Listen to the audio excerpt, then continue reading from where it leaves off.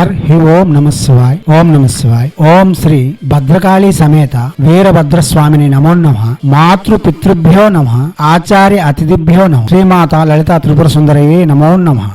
శివశక్తి స్వరూపులారా, మనం మానవ జీవితం అవలంబిస్తూ ఉన్నాం. సమాజంలో చాలా మార్పులు వస్తున్నాయి. వాహనం ఎక్కకుండా, వాహనం అధిరోహించకుండా, వాహనం యొక్క అవసరం లేకుండా ఏ మనిషి కూడా మనుగడ సాధించలేని పరిస్థితి ఏర్పడింది. కాబట్టి మనకు వాహనంలో ఉన్నా లేకపోయినా వాహనం అయితే అవసరం. అయితే కొంతమంది దౌర్భాగ్యం వలన లేక వారి యొక్క కర్మ ప్రారంధ ఫలం వలన తరచూ ప్రమాదములు జరుగుతూ ఉంటాయి. ప్రమాదములు జరగకపోయినా పర్వాలేదు, ప్రమాదం జరగకుండా ఉండేందుకు కూడా హైందవ సనాతన ధర్మ ఋషులు మనకు చాలా వరకు ఉపాయాలు ఉపయోగాలు చెప్పి ఉన్నారు. వాహనం ఉండే ప్రతివారు, వాహనం అధిరోహించడానికి ఉండే ప్రతివారు కూడా ఈ పరిష్కారములు చేసుకొని ఆయుస్సును ఆరోగ్యమును పెంపొందించుకొని తమ కుటుంబమునకు తోడుగా వారి యొక్క కర్తవ్య నిష్టలో పరిపూర్ణత చేకూర్చుకోగలరు. ఒక వాహన ప్రమాదం అన్నది ఒక ఇంటిని ఈదిలో పెట్టడం. ఒక్కసారి వాహనం ప్రమాదం జరిగితే వారి యొక్క జీవితంలో అతలాకుతలం అయిపోతాయి. ప్రమాదమునకు ముందు, ప్రమాదం తరువాత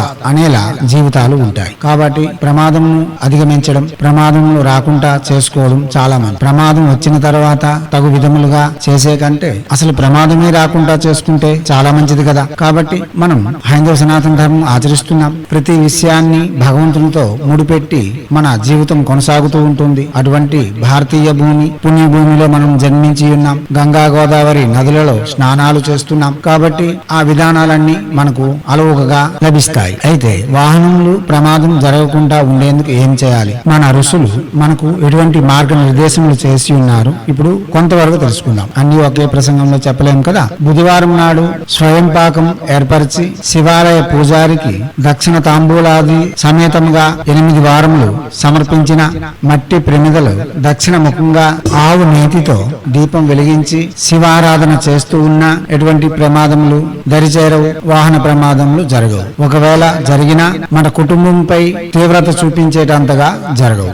శివుడు లయకారకుడు, క్షతికారకుడు. కాబట్టి శివుని ఆరాధన చేయడం వలన మనకు వాహన దుర్ఘటనలే కాదు, ఎటువంటి ఆపదలు రాకుండా చేసుకునేందుకు ఏకైక మార్గము శివ ఆరాధన. శివుని ఆజ్ఞలేనిదే చేయమైనా కుట్టదు అని నానుని మనం వింటున్నాం కదా. కాబట్టి శివుని యొక్క అనుగ్రహంతో మనం ఎటువంటి ఆపదలు పడకుండా జాగ్రత్త పడగలం కాగా మన జీవితాలను మనం నిర్మించుకోగలం. ఇది మొదటిదైతే ప్రతి శనివారం మన సొంత వాహనం నాకు దిష్టి తీసుకోవడం. ప్రతిరోజు వాహనంలో అధిరోహించే వాళ్ళు శనివారం నాడు ఒక నిమ్మకాయను తన వద్ద ఉంచుకొని సాయంత్రం ఇంటికి చేరేటప్పుడు తనకు తానుగా దిష్టి తీసుకొని బయట విసిరేసి ఇంట్లోనికి రావడం. దుర్గా మందిరమునకు గాని, గ్రామదేవి ఆలయం అయితే చాలా మంచిది. ఏదైనా శక్తి ఆలయమునకు వెళ్లి లేదా వీలైన వారు హనుమాన్ మందిరమునకు కూడా వెళ్లి ఎర్రని వస్త్రములు 3 నిమ్మకాయలు ఇచ్చి పూజ చేయించి ఆ ఎర్రని చన్నటి వస్త్రమును వాహనమునకు కట్టడం, నిమ్మకాయలను కట్టడం. మరి అమావాస్య రోజు లేక శనివారం రోజు బండిని శుభ్రంగా కడగడం, ఆ వాహనం యొక్క చక్రములకు పసుపు రాయడం, కుంకుమ బొట్టులు పెట్టడం, హనుమాన్ మందిరమునకు దర్శనం చేయడం. హనుమాన్ మందిరం యొక్క ధ్వజము అనగా జెండాను పాతది గాని దొరికితే కొత్తది పనికిరాదు. ఎవరైతే మందిరం నుండి తీసి ఉన్నారో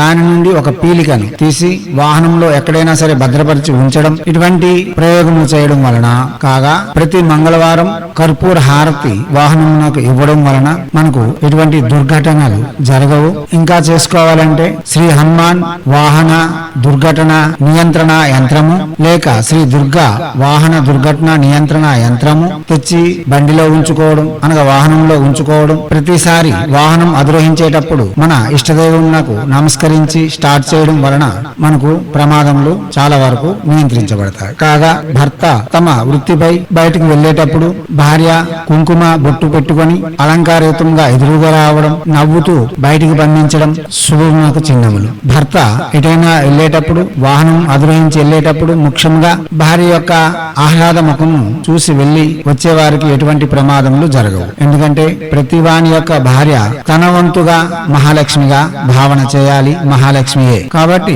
ఆహ్లాదకరమైన భార్య ముఖం చూసి బయటికి వెళ్లడం సకలాభిష్టములు నెరవేర్చగలదు. ఎటువంటి ప్రమాదములు జరగకుండా రక్షణ చేకూర్చగలదు. అదే ప్రకారంగా స్త్రీమూర్తులు ప్రతిరోజు లేచిన వెంటన తమ తాలిబొట్టుని నమస్కారం చేయడం, గౌరీదేవి యొక్క పసుపుని కుంకుమను గాని తాలిబొట్టుకు లేపనం చేస్తూ ఉండడం వలన, దుర్గాదేవి యొక్క లేక గ్రామదేవత యొక్క మందిరంలో మంగళవారం నాడు ప్రదోష దీపములు వెలిగించడం వలన కూడా ఇటువంటి దుర్ఘటనల నుండి అతి సునాయాసంగా బయటపడవచ్చు. దివాత్మ స్వరూపులారా, ఇప్పటికే మనం చాలా వరకు చెప్పి ఉన్నాం, అవి కూడా వినండి. మీకు వీలైనవన్నీ చేసి మీరు ముందు రక్షణ పొందండి. ముందు జీవితం, తర్వాత ఉపాధి, తర్వాత నేను, నా కుటుంబము, నా ప్రపంచము. ఇదే జీవితం. చేయండి, చేసి తగ్గ ఫలితం ఉంటుంది. ఎటువంటి దుర్భరమైన పరిస్థితికి మనంతగా మనం పోకుండా అయినంత వరకు దేవతల యొక్క అనుగ్రహంతో, మన ఋషిశ్రుల యొక్క వాక్యములతో మనలను మనం రక్షించుకోవడంతో పాటు మన ఆచారాలను 10 మందికి తెలియజేస్తూ ప్రపంచం శాంతియుతంగా జీవించేందుకు మన ఋషులు నిర్మించిన నిర్మాణాలు 10 మందికి అందిస్తూ భారతీయ సంస్కృతి సాంప్రదాయాలు కాపాడుతూ ముందుకు సాగాలని కోరుతూ ఎప్పుడు మీ సేవలో రత్న శ్రీ హిందూ సేవ సమాజ్ ఆచార్య భీమ్ సింగ్ రవికుమార్ ఆఫ్ నిఖిలానంద సాగర్ మహారాజ్.